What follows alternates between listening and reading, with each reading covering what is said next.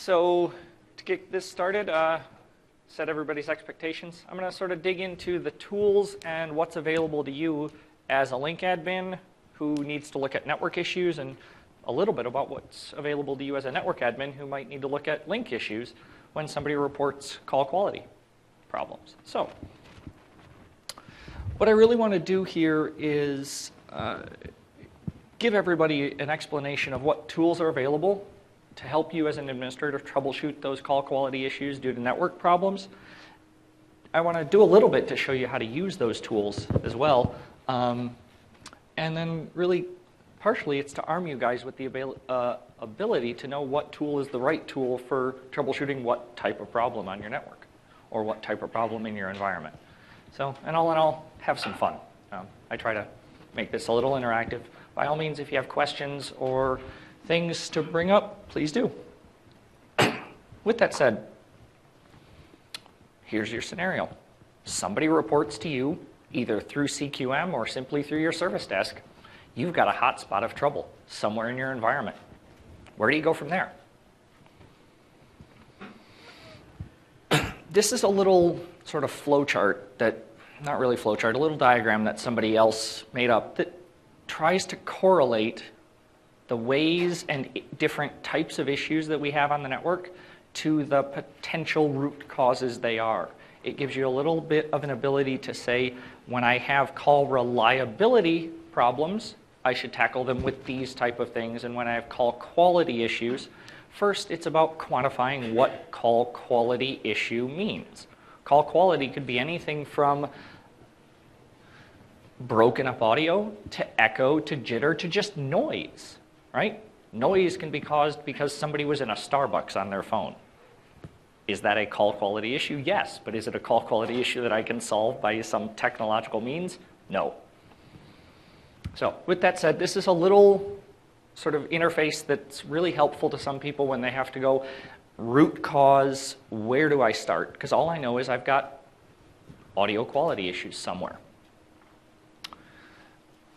Then I have this little matrix here which tries to sort of categorize when I'm troubleshooting a quality problem on a server, and I want to look at the server, what tools do I use? Or when I'm trying to troubleshoot a quality problem on an endpoint, what types of tools do I use? Rather than when I'm trying to troubleshoot that same quality problem, and I really have now isolated it down to the network, what tools do I have or what tools can help me in that process?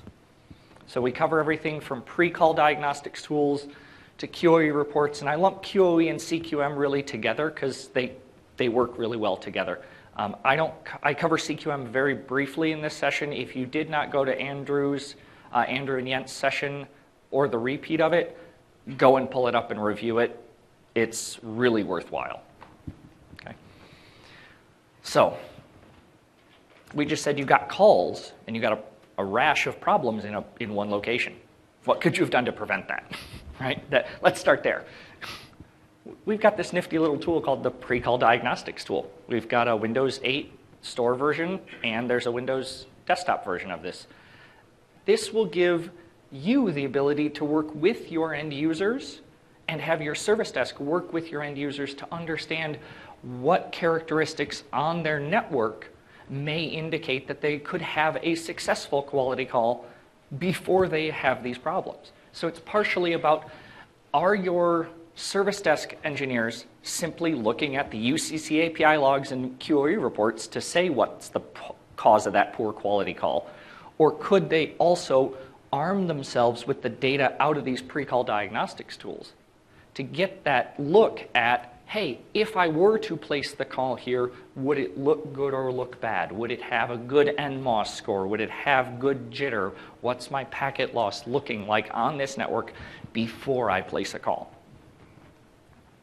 The other piece of this is arming your users and educating your users independent of placing a call into the service desk to understand when they're roaming around in your network or roaming around the world on these hotspots, on these Wi-Fi networks, in Starbucks. Giving them a tool that lets them decide, should they be placing a Lync call over that network and expect the quality to be good, Or should they decide there's another way they need to make that call? Right? It helps your users, it helps you. You don't get reports of poor quality audio. They don't experience the poor quality audio. The latest update to this tool lets it work on domain joined and non-domain joined workstations. It's a very quality tool, and they've got, they're working on it.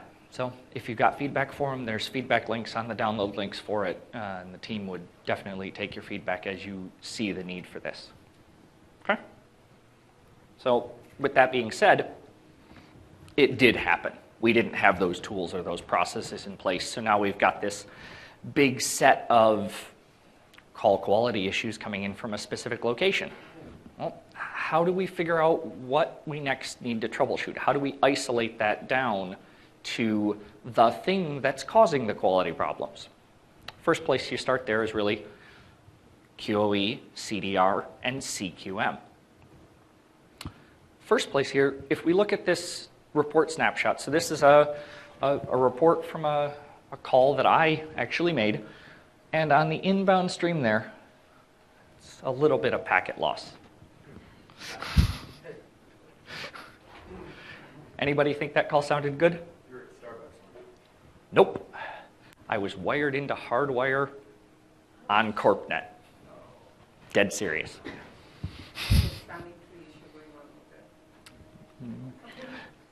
Don't know. Actually, I think I know exactly what it was, but it wasn't any of that. I had too many salespeople in the office downloading ISOs. That's what it was. Yes? Max packet loss rate, over what period of time is that measured? So the max is just a spike, basically a spike. So it was over I think a 1 second period. That's what it spiked to over that 1 second. And then, but over the duration of the call, it averaged out to the 50. And in QoE, we don't, in QoE, we only, for a poor quality call, we only look at packet loss, jitter, round trip, concealed samples, right? Right. We don't look at that max, whereas in CQM, they look at the max as well. Okay? So this is that snapshot of what data is in QoE. Well, now we have to look at sort of where that comes from and what it means. If people went to Scott Stubberfield and Nick Smith's session earlier, they covered the same metrics, they covered these same things about this is how QoE classifies a call as poor. When you start looking at the poor calls in your environment, the reds will be things that have these metrics bad. If these don't match characteristics that you think your users or your network can achieve, QoE isn't going to change. You have to alter what you're looking at. You can't rely on its color coding and highlighting to do that work for you like it would. As in, the big one that I see a lot of customers dealing with is this 500 millisecond round trip time. If you've got people making calls, PC to PC calls from India to the US, speed of light, it may get higher than that. And that may not be causing a call quality issue for your users. They may be expecting that, understanding that that's an okay thing for them. Okay? With that said, CQM. Who didn't go to one of the CQM sessions here? Okay, so a few of us. Okay, so if you haven't, as I say, go review those CQM sessions that Andrew and Jens do. I have 3 slides on it. They have 75 minutes on it. CQM, in the short, really looks at quality in 3 ways across 3 sort of sizes. It looks at it across the servers, and the base point there is your servers have to be healthy to ensure an ability to have the other things contribute to quality call. If your servers aren't healthy, if you're missing these KHIs, if you aren't meeting those criteria, how could you expect the calls to succeed and go well? Next, we look at the network. CQM breaks the network down into the different locations that these streams exist between. It breaks it down into the different paths across the network. It tries to break it down into a bunch of different characteristics. But the core of this and core of CQM is this edict that the managed network must be healthy, right? Your internal CorpNet managed network, really should you be experiencing more than 1% packet loss on that network? One would hope not. Last, but certainly not least, is endpoint. With endpoint, we're talking about everything from the PC that is running Lync or the phone that is running Lync to the headset that the person's using or the render and capture device that the person's using. It's entirely possible that when you got that call, that report of a bunch of poor quality calls at a site, brand new site, it's because they put out a headset that you hadn't tested and the headset has problems, right? That would give you poor quality calls, but it's not something you can fix by fixing the network. So that's why CQM has you look at those endpoints as well. It has you look at the devices in use in your environment. CQM, though, really looks at those different three things, server, plant, endpoints, and last mile, across these 9 areas. There's a set of SQL queries that come out of CQM that can pull the data out of your QoE and CDR reports and try and give you information, and then there's a whole nother set of reports that give you trend lines across these things. So if you start seeing an uptick in TCP over UDP media, you want to investigate why that's happening. If you start seeing an uptick in poor quality calls because of new sets of packet loss in your network, those are things you want to start digging into. And that's why the CQM methodology really talks about this, about asserting. That is, we have to define what good means to us in our company. We can't rely on the built-in metrics, because if you have a high quality managed network and for you 0.5% packet loss is too much, CQM needs to be altered. If you would rather measure quality for your users beyond just packet loss, but also on round trip time, because you know they're all very well located and very near to each other, you need to add those into your metrics. But you have to define as well what is good for you, as in, do you need to get to sub 1% poor quality based on the metrics you're measuring? That's why you have to assert what your thresholds are, measure to those values, and then achieve those values. You achieve those values by prioritizing the problem areas you encounter and then fixing them. The thing, though, that really CQM pushes is it's a mindset. It's not a tool as much as it is a process and a mindset. Get yourself into a place where you check these things, you fix the problems, but you also continue to work on and maintain that these things are continuing to happen. As Andrew mentioned, configuration drift can cause a problem for you here. You go through, you rationalize everything in your network, you get everybody happy, everybody's got great quality calls, and then tomorrow somebody changes a router and forgets to put in QoS. Okay, so maintain. That is, define how you're going to keep this CQM into a process for you and continue to utilize those tools. We've had customers who have implemented the CQM into a dashboard for their executives to keep their executives abreast of how quality is for them. One of the things they mentioned, though, was user perception drives as much of this as the raw data in your network. Okay. So there's CQM and the reports.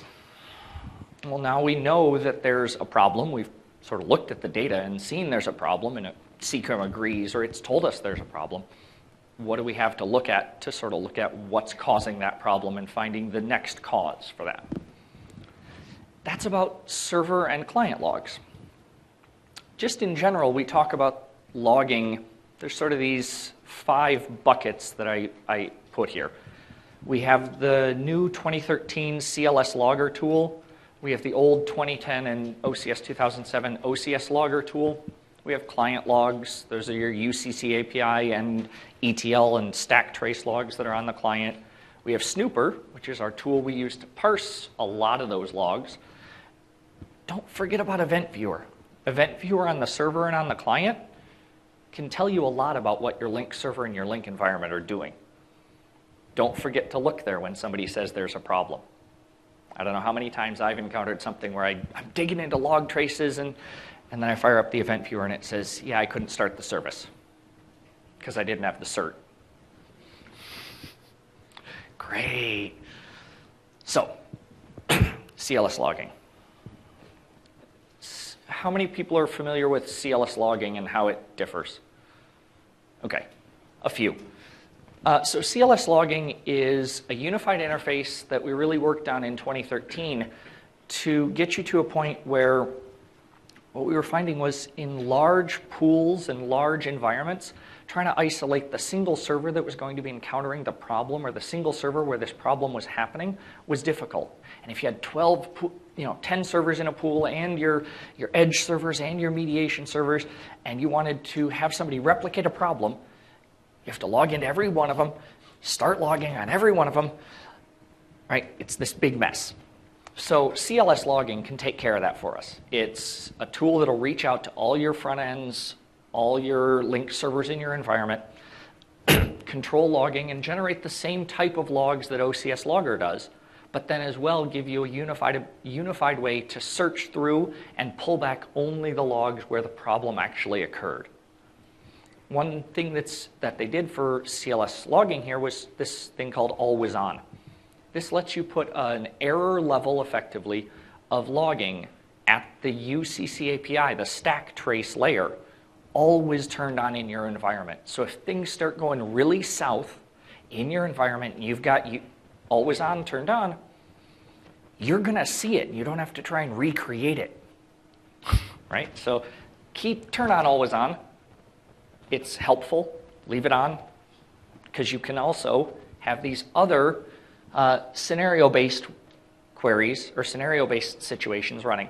These scenarios cover everything from inbound and outbound dialing to conference attendance to dial-in conferencing to IM and presence to there's this wide gamut of things, and in the notes I've got a link to a little more detail about that. But there's these built-in scenarios.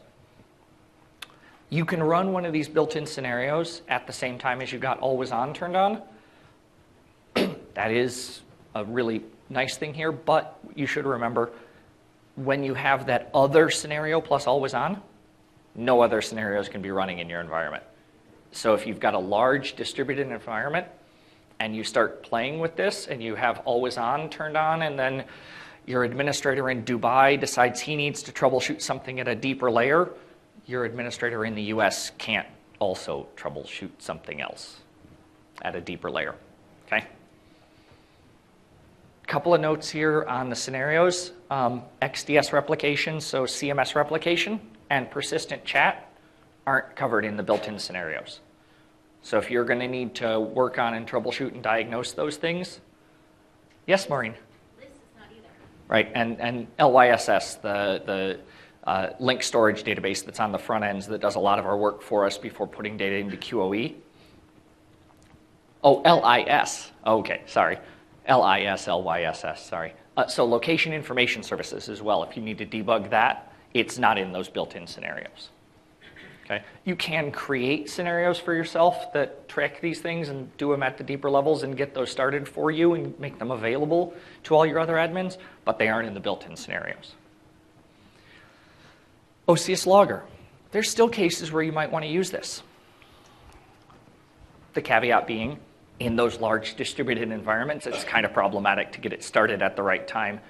And this tool can't be running or won't start to be able to log while any always on or any CLS logging sessions are running.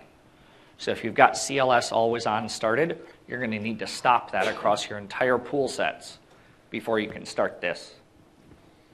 Okay? But there are cases where if you know the server that this is happening on, you know the server the user is logging into, there may be cases where this may simply be faster for a point-in-time snap of capturing some logs than trying to get the scenario set up in CLS Logger. Okay? They're both useful tools.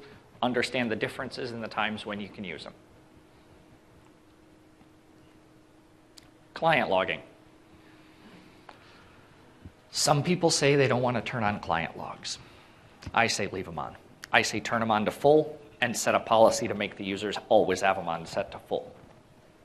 Because when it happens, you don't have to get them to recreate it. You've got 150 megs worth of logs sitting there on their machine. You can come back in and get the data you need off their machine. And as long as you set it to full, you get the media stack traces that PSS can interpret if the media stack is being funky on you. Okay? If you set it to light, you don't get that. Does it affect CPU in any form? Does it cause any problems? Very, very minor. I've never seen this affect CPU in any real appreciable way, but it is writing something to disk, so there's going to be something, right? So if you've got extremely slow disks and things, you may see something, but I've never personally seen any problem where having this turned on caused any performance problem. If a phone is being used as the default audio device, does this include any of the phone logs? So if the phone is the default audio device and is not USB tethered better together, It is USB. if it's USB tethered, yes, you'll still get data here. If it's not USB tethered together and it's a standalone device, you won't get any data here, and you'll need to get that off the phone logs itself. There is still data, even in better together, there is still data in the phone logs that won't be in here because it's not just being used as an audio device. Sadly. Okay. So, and in the notes, in the speaker notes for the session, I've got a couple of quick paste shortcuts to get you into the deeper layer where we moved the tracing folder for 2013. So they're quick little one-liners that you can put into your run prompt that'll pop you right into the folder where that exists on anybody's machine. They're variable based, and put you in for the 2010 one as well when you're still running that. Because we put the one for 2013 inside a hidden folder 5 layers deeper than we did the one for 2010. So now we're talking about, so we've just gathered all these logs on the server or on the client. What do we do with them now? We open up Snooper. Who here hasn't seen Snooper in 2010 or 2013? Awesome. Okay. Who in here was at Nick and Scott's session earlier? Okay, so they mentioned something in their session. They said Snooper doesn't parse the XML of a VQR report. They're right, it doesn't in the 2010 version. It does in the 2013. So Snooper, it's a really powerful tool. It's got a lot of color coding. It's got a lot of different features for us. We'll jump in here in just a minute into a demo of it. One note here on the bottom, if you've still got 32-bit desktops out there and you need to do local log parsing on those desktops, Snooper isn't going to run. It's a 64-bit only binary. There's this nifty little tool, text analysis tool, that has a 32-bit runtime for it. Gives you some ability to interact with those logs that's better than Notepad. Still not as nice as Snooper. To get the version that would run for Snooper, you have to go all the way back to the OCS 2007 RTM version of Snooper if you want a 32-bit build of Snooper. Yeah, not even the R2 version was 64-bit only. Okay, so we're going to jump into a little demo here of Snooper. I'm just going to walk through a couple of the things that I find in that.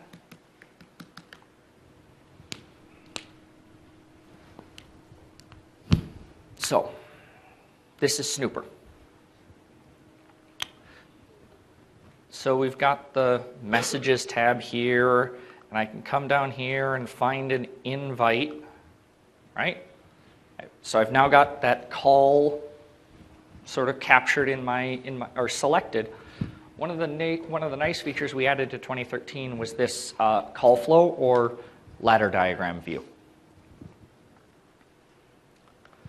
So this is a single point of view since it's taken on my client, it's a single person's point of view or a single client's point of view of what the call sort of flow was in the ladder diagram for that call. If you've captured a couple of these, or you've captured your client logs on your client, and you've also captured SIP stack tracing on your server, you can actually merge those two sets of logs for that same call into a larger multinodal ladder diagram using Snooper here. Okay. So we can see simply, we start paging through and we can see an invite went out, we can see ringing session progress, we can see all the data coming back, we can see the acts, and we can see everything's good, we're in a call, and then we do a buy and we get a 200 OK because I hung up. All right, so great, we've got a ladder diagram. But again, it's my view of this call. I don't know what the server was doing after it received and processed this message. I don't know what her client was doing after they received and processed this message. But I do, because I know that I got stuff back from them. But I don't know what happened in the intervening steps. If I've just captured this here from that one client's perspective of this.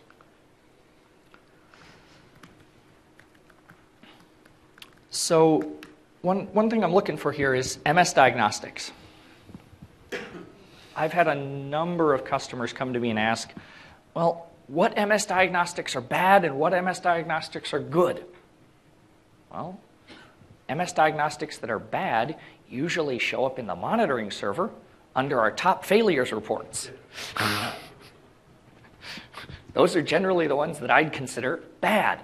The ones that I'd consider okay are things like this, 25008 is simply, I was attempting to route to the primary endpoint, but it spits me out this diagnostics code.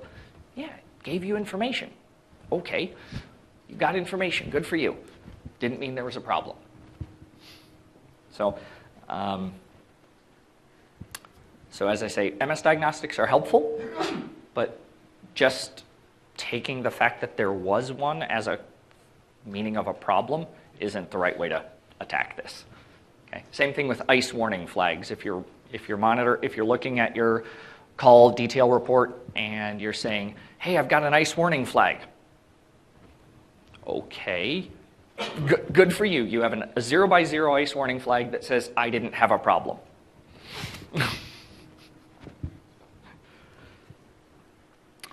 So we're now going to get out of here, or get out of MS Diagnostics, and we're going to go looking for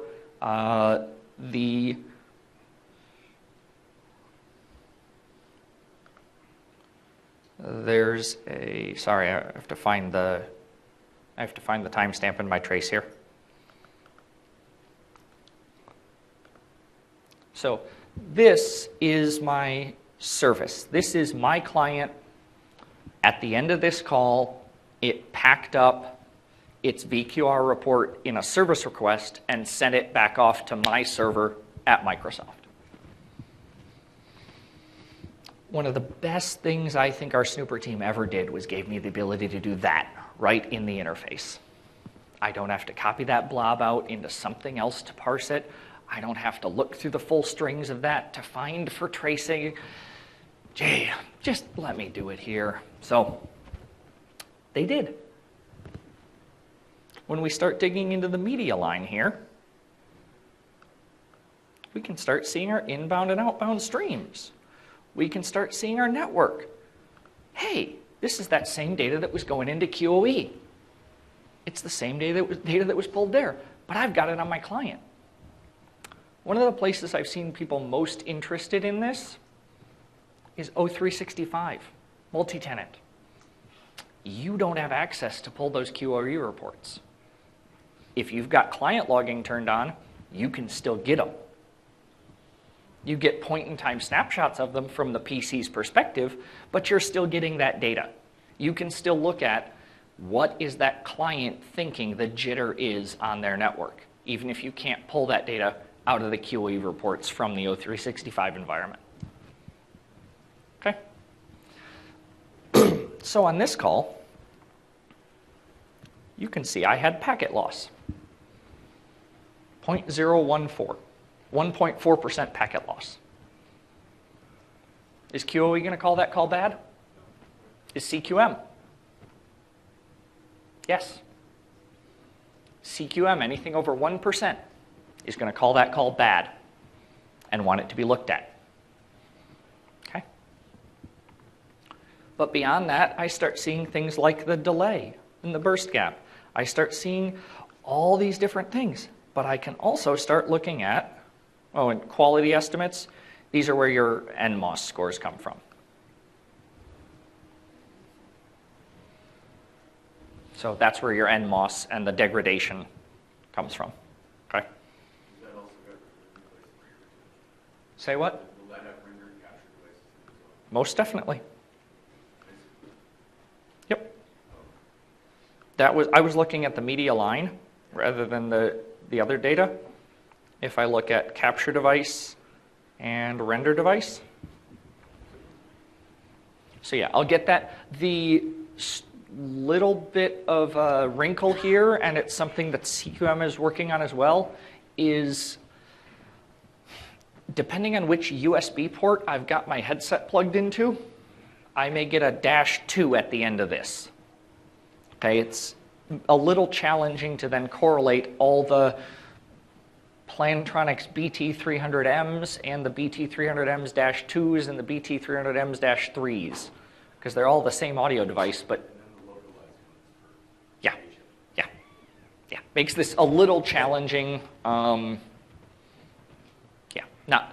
don't know how to fix that quite yet.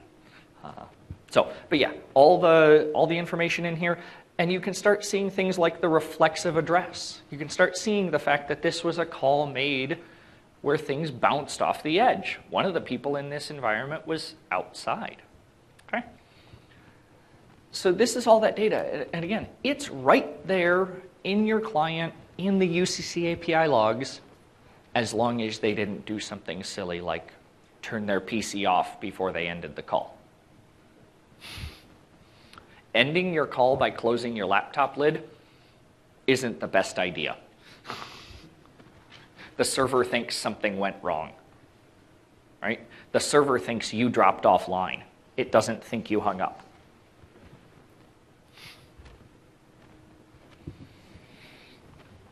So that's Snooper. Anything anybody else wants me to look at or show off here in Snooper?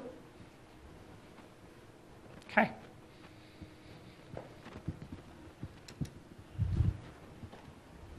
So, if by chance you don't have the 2013 version of Snooper and you need to parse that XML blob, here's a nifty little tool for you. XML Notepad. It's a little better than dropping that XML. Actually, it's a lot better than dropping that XML into a text file and opening it with IE. It can start giving you some really good information and being able to dig into that VQ report if you don't have the 2013 version of Snooper for some reason. And when that usually happens, Snooper is dependent on the C++ redistributables that come with the server. So if you don't have the 2013 version of the server, you don't have the right VC++ build, so the logging and debugging tools won't install. So that's why you might still have the 2010 version of Snooper if you've still got a big 2010 environment. This tool, yeah. Do you see Snooper crashing a lot with the newer builds? I've seen that happen a lot on a bunch of my customer servers, and I don't know if it's the TMX file or if it's something else. Ping me offline and let's talk about what version you've got and where it comes from. Okay? Because the Snooper team that's working on this is doing a lot of work on it. The RTM version of the debugging tools was buggy. Debugging tools being buggy is always fun. But Snooper crashed. I had any number of places where I could reproduce a crash with that thing at will. Opening a log in a certain way would cause it to crash. But yeah, different from that. Ping me, Tracy, we'll talk. So XML Notepad, It's a nice little tool, very simple, gives you a nice, that very similar plus-minus tree view into these VQ reports if you don't have the 2013 version of Snooper to do it right in the UI. There's actually a link in the, I think on this deck, I wrote an article for Nextop on how to do this. It walks you through the process of, in 2010 Snooper, finding that VQ report, what you have to copy out from where to where, what to put in, and it walks you through using XML Notepad to do this analysis. Okay, so Snooper and QoE just told me I've got packet loss. How do I figure out where that packet loss lives? How do I figure out what to do about that packet loss? Now we're getting into network capture. So we've just said we have packet loss. That was our end result of this investigation as to why these calls were bad. What do we do for it? Packet capture. So right now Microsoft has two tools for this. We have the one that you may all know and love, Network Monitor 3.4 with its Lync parsers. We have a newer tool that's the replacement to Network Monitor. It's called Microsoft Message Analyzer. It natively understands, without any additional parsers or anything, SIP, SDP, turn, right? RTP, RTCP, natively. Okay? So when you pull the deck down, there's some hidden slides in here where I show off Microsoft Message Analyzer. In this session, I'm going to more talk about Network Monitor 3.4 because it's what people are a little more familiar with and being out there. Okay. Remember, you have to get the Lync parsers for Network Monitor, and to use those Lync parsers, you have to get the right version of the overall parsers for Network Monitor. I've got links in the deck for where to get those versions and where to get those builds so that Network Monitor can parse Lync. Oh, sorry. Wireshark. Network people generally know Wireshark. I got no problem with Wireshark. I just don't tend to use it. Remember though, the capture files that Wireshark generates, Network Monitor can open, and the capture files that Network Monitor generates, Wireshark can open. So if you're a Lync admin and you'd rather have the Microsoft stack on your Lync servers end to end, do it. Let your network guy use Wireshark on the network because that's what he's familiar with. And you can have the Microsoft stack on yours so you don't have to figure out, is there a problem with WinPCAP binding to my NIC? And who's going to troubleshoot that? Okay.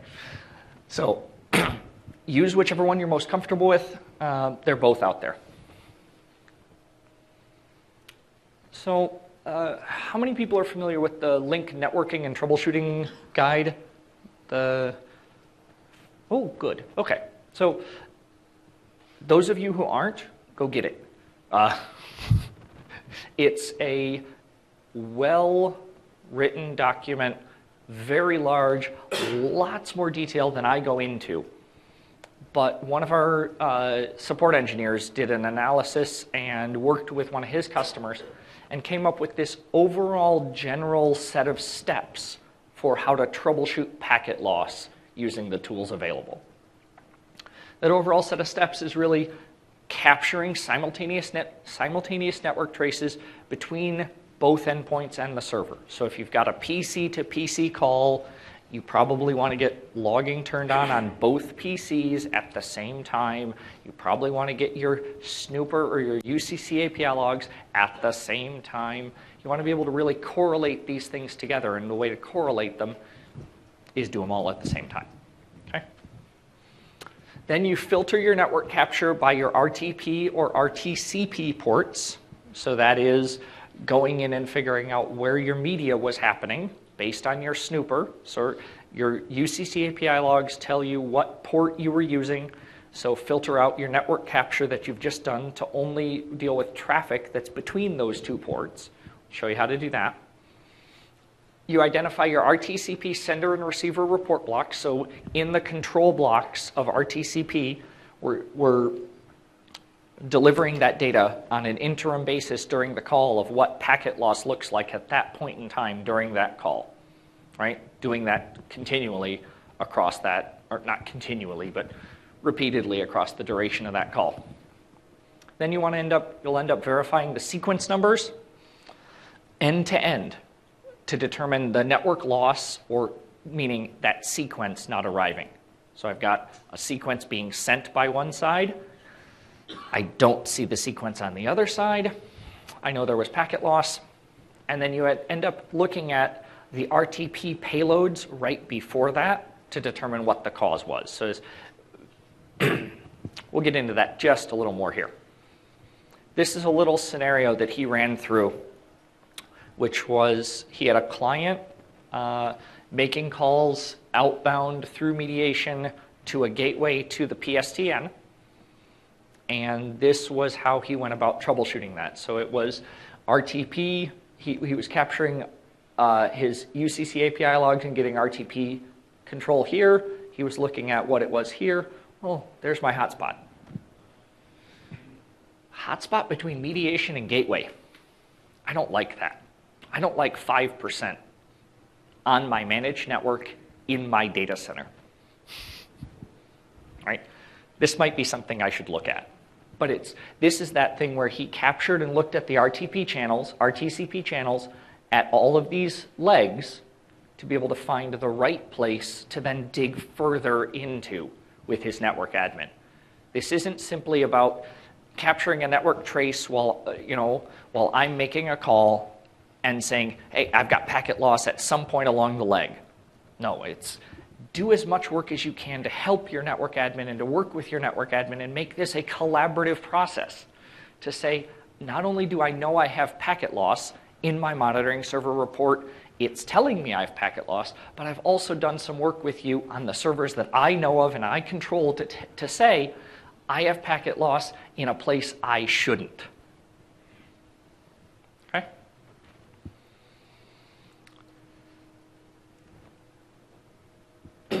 Network monitor. Is there something, Yeah. related to last slide, is there some other location where we can get that call leg information apart from CQM? So that call leg information is in the RTP stream. So if you're doing a network capture, if I did a network capture on my mediation server here for this interface, and I look at the streams between mediation and gateway, that's going to have one RTCP stream. I have one RTCP stream between caller and mediation, right? Mediation is a back-to-back user agent. It's taking streams in, back-to-back, taking them out the other way. So it's got RTCP on both legs.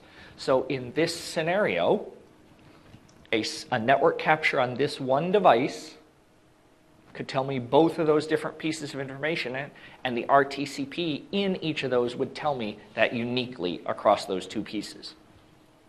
Okay?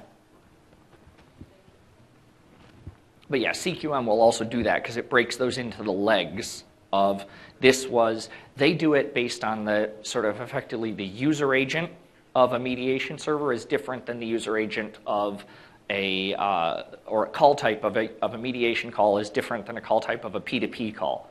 So they break those down by the caller and callee UA types to know when you're a client making a call to another client versus a mediation server making a call to a gateway or a conferencing attendant doing something. Because running a packet capture on a mediation server is a lot more, CPU spike could come away with all associated problems. And there still may be times when you need to do it, sadly, right? If your network admin doesn't trust your application, he may want you to prove it. Okay. And this isn't about getting adversarial with our network admins and them telling us our application sucks and us telling them their network sucks, right? I know it happens.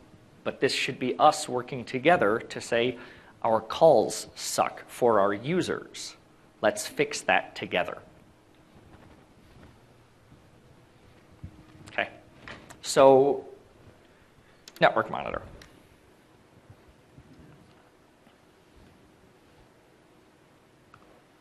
So that was snooper. Here's netmon.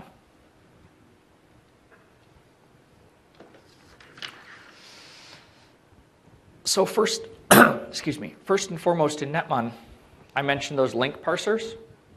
When you just install them, they aren't going to be there for you. They aren't going to be set as the default for every capture you get. So you need to go into the options and go over to the parser profiles and set that Lync parsers that you've got as the active profile that you're using for the capture you're dealing with. Doing this does things like turning UDP streams into RTP streams. Right? So you don't sort of think, hey, I'm looking at UDP. You think, hey, I'm looking at RTP over UDP. Okay? So that's part of what this work does for us. Going back to Microsoft Message Analyzer, one of the really nice things about that natively understanding SIP and SDP and RTP and RTCP is you don't have to do this work. It natively understands that though there's a UDP packet full of media traversing my network, it is actually an RTP packet with media.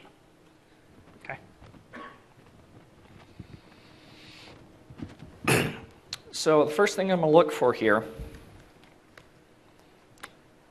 is the address of my edge server.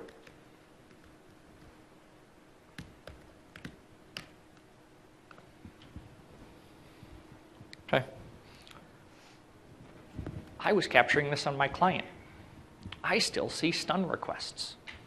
This is really useful when you're troubleshooting network problems and you've got a user on the outside and they aren't getting any media. Some network captures can show you, beyond just the UCC API logs saying they don't have any MRAS credentials, or if they have MRAS credentials, are those credentials working against the edge server you're dealing with? But that's more about a call failing than it is about call quality. But it's amazing what you can get out of this network capture simply by looking at the traffic and looking at the right pieces of it. Filtering down a little further, inside of those, or rather, in communication with my edge, further on after stun, I see media. It says it's RTP, it's SRTP. Okay? So even though I captured it on the line, it's SRTP. It's encrypted. If you were to pull this out and somehow reassemble it, it's going to sound like static. Okay? Same thing happens in Wireshark. Wireshark has all that telephony analysis stuff. Doesn't work on Lync traffic. I mean, it works. It can find it, and it plays like static. Okay? Don't turn it off. Don't turn that encryption stuff off on the secure media unless you have to, like you're working with a gateway that doesn't understand SRTP. It's interesting what you can hear when you record that network traffic.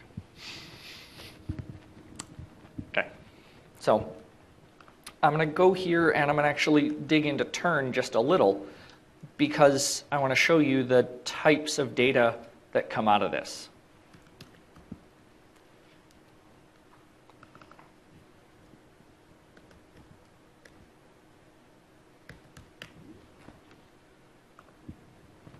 So these are turn message types of allocate and allocate errors. So this is the turn server, or my edge server. I asked it to, hey, allocate some stuff for me, and it said no. Not really a problem per se, but I asked it to do some work, and it said no in these case of these specific things I was asking it to allocate. Doesn't necessarily indicate that there was a problem in the server. It just means that the way I was asking it or what I was asking it to do, it decided it didn't want to do for me. Okay? Whereas if I change this and look for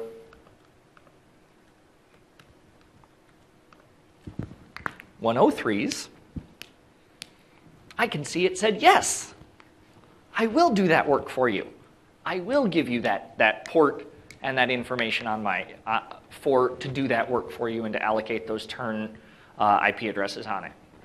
Okay. But then you ask, okay, well, what did it allocate?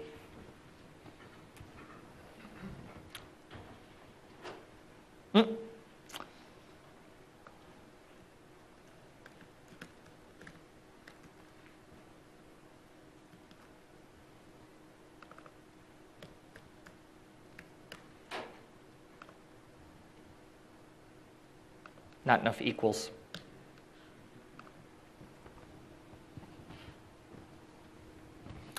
This is it actually allocating stuff for me. And I can start seeing things in here about it, what it was allocating. What the remote addresses are that I'm indicating with and what remote addresses that I'm going to be communicating with. This is all that stuff in the final SDP when you negotiate that media. This is the network's view of what that looks like while it's happening. Okay? So if you're tracing on a client, an ICE, an outside client trying to negotiate media, and you start looking at all the different places it connects, it's going to try to connect to every single candidate the other guy said it should try. Every single one, at least once, if not twice, or 3 times. Yes?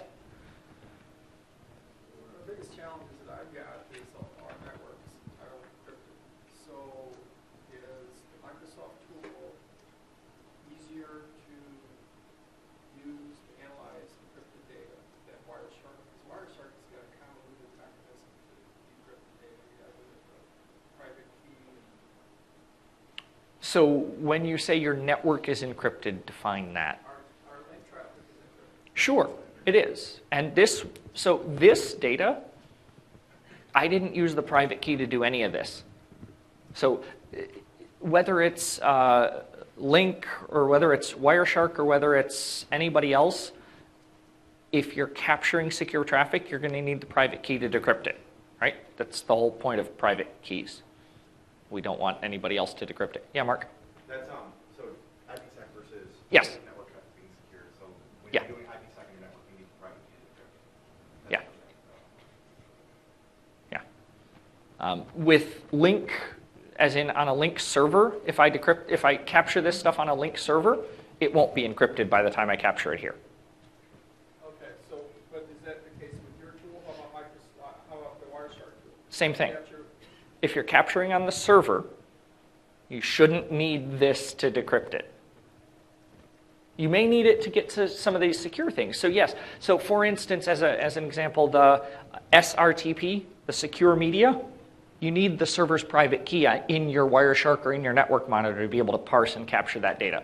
The only thing that gets that data after it's been encrypted or decrypted is your SIP stack logs. Your Lync OCS logger logs are after the encryption and decryption have happened. But all the stuff that's on the network layer that I'm capturing with my network tools is going to be encrypted.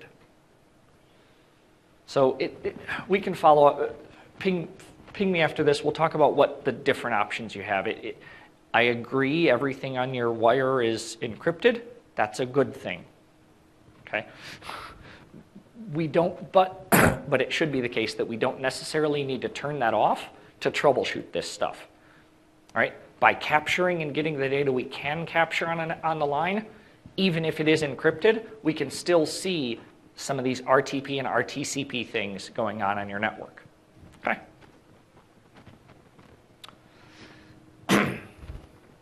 So that was one. Now I'm going to walk through this sort of scenario that we were talking about, which is I had a problem in a call, and I captured the network and I captured my UCC API logs at the same time. How did those give me an ability to find the right stream in that massive set of stuff that I captured on the line? Because when I was capturing on the line, I just turned it on. I didn't set any capture filters. I didn't know what was going to be going. I didn't know what application was going to be doing the work. Okay? So now I've got a UCC API log and a network monitor that happen at the same time, and I'm going to correlate these things together. So first, in Snooper, I want to look for my candidates because I want to find the server and port to which I was talking. Okay? Because I've got a server that I'm talking to here and a port to which I'm talking to it on. And then if I look at the other piece of this, when it comes back, I will have the other piece of that. Okay? And here's my two places that I'll be talking, one talking and one receiving. Right? So I'll be sending data here to 32.8.10, and I'll be receiving data on my client from here on 36.907. Right?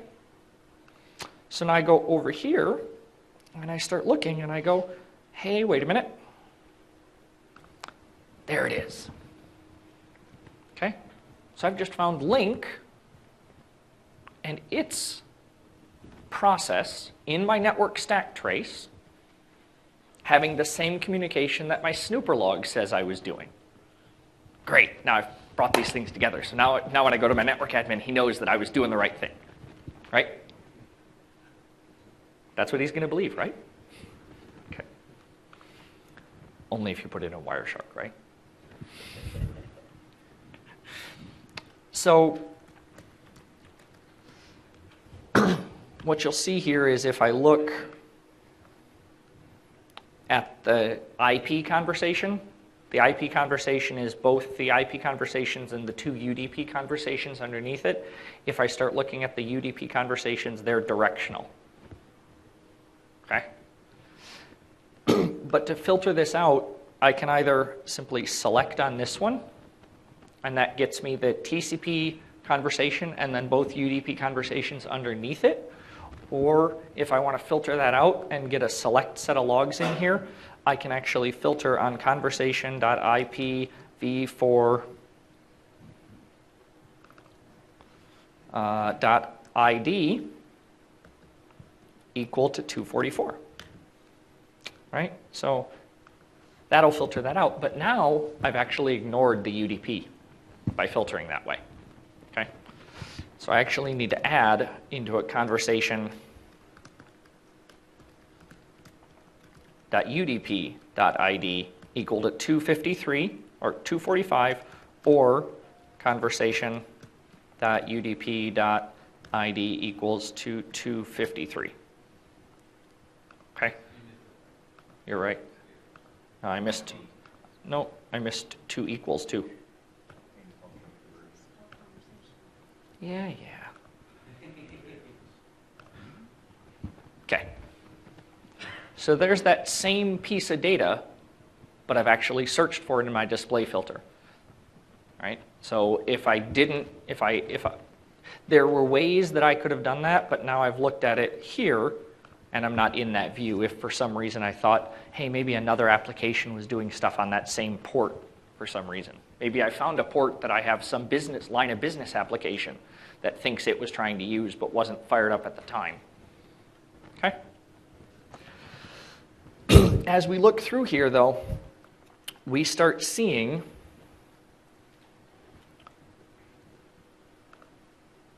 that this was my Lync client on 192.168.1.91 talking to the edge server at 131.107.174.157. Right? And we, again, see that the ports in use, 32.8.10 matches 32.8.10, right? And I was talking to 50014 and 50015, 50014 and 50015. Okay. What we now need to do is actually figure out inside of that UDP stream of data, are we starting to miss data? Are we starting to lose data? This is a little myopic view in my test here, in that I've only got a client capture of this. If I was really trying to do this, I'd have multiple sets of logs of these, and I could make sure that everything that was being sent by the one client was being processed by the server, was being processed by the next server in the line, and being received by this client. This log is a little demonstration here to show what this looks like, though. So all I'm going to be looking at here is the sorry, I want to find the piece of data I'm looking for here.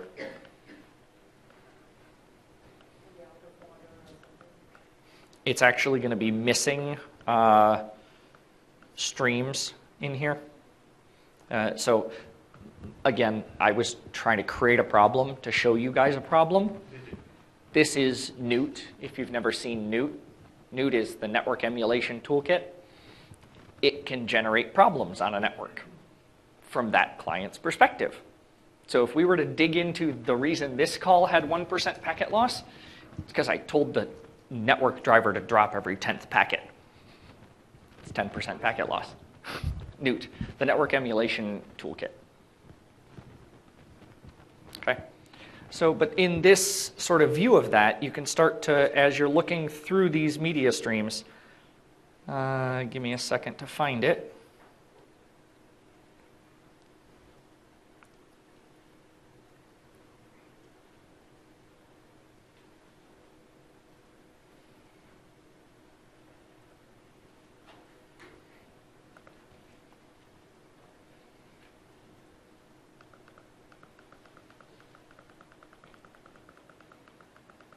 I had trouble finding it yesterday too, I apologize. Here was another binding request.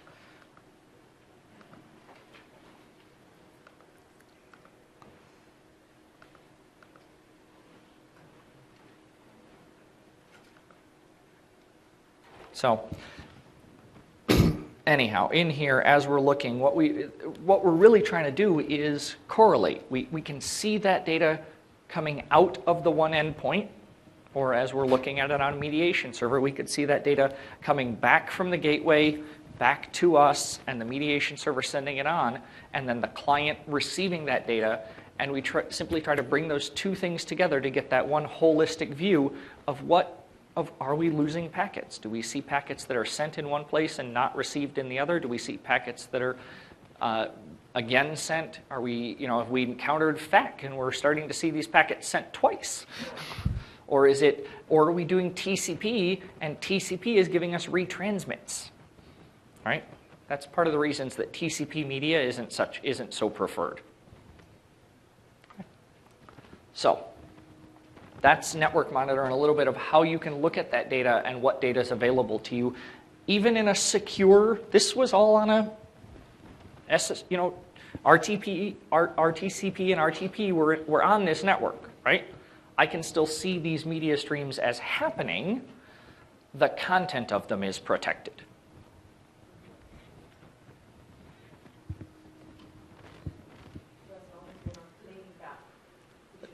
As long as you're not trying to play back, this will give you every piece of information about what was going on.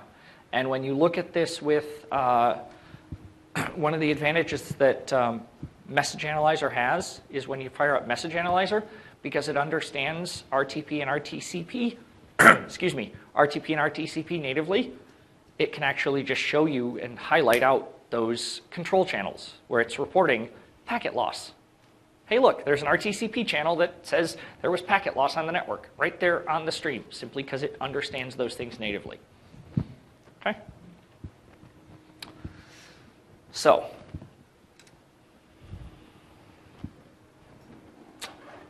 if there aren't any more major questions about this, that's it.